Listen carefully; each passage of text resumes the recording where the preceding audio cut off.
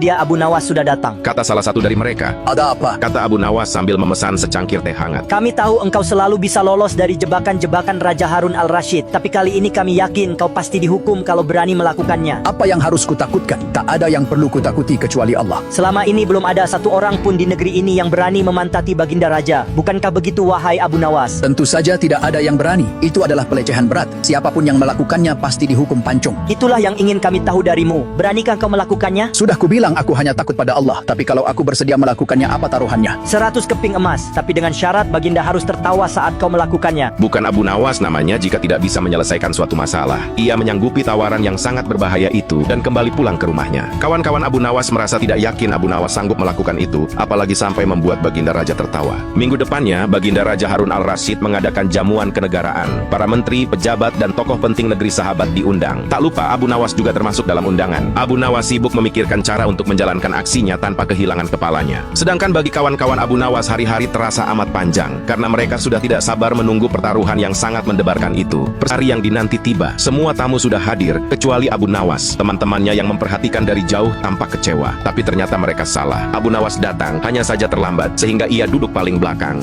Acara berlangsung khidmat. Beberapa tokoh penting menyampaikan pidato. Lalu giliran Baginda Harun al-Rashid berbicara di depan para tamu menyampaikan pidatonya. Setelah menyampaikan pidato, Baginda melihat Abu Nawas duduk sendirian di tempat yang tidak ada karpetnya. Baginda heran dan bertanya, Wahai Abu Nawas, kenapa engkau tidak duduk di atas karpet? Paduka yang mulia, hamba haturkan terima kasih atas perhatian Baginda. Hamba sudah merasa bahagia duduk di sini. Wahai Abu Nawas, majulah dan duduklah di atas karpet, nanti pakaianmu kotor. Ampun tuanku, sebenarnya hamba memang sudah duduk di atas karpet. Baginda bingung mendengar pengakuan Abu Nawas karena Baginda melihat sendiri Abu Nawas duduk tidak di atas karpet. Karpet yang mana maksudmu wahai Abu Nawas? Karpet hamba sendiri tuanku yang mulia. Sekarang hamba selalu membawa karpet kemanapun pergi. Tapi sejak tadi aku belum melihat karpet yang kau bawa. Baiklah Baginda yang mulia, kalau memang ingin tahu, maka dengan senang hati hamba akan menunjukkan kepada Paduka yang mulia. Abu Nawas pun berjalan pelan ke depan. Sesampainya cukup dekat dengan Baginda, Abu Nawas berdiri kemudian menungging menunjukkan potongan karpet yang ditempelkan di bagian pantatnya. Abu Nawas kini seolah-olah memantati Baginda Raja Harun al-Rashid. Melihat ada sepotong karpet menempel di pantat Abu Nawas, Baginda Raja tak bisa membendung tawa sehingga beliau tertawa terbahak-bahak diikuti oleh para tamu yang datang. Kawan-kawan Abu Nawas yang menyaksikan kejadian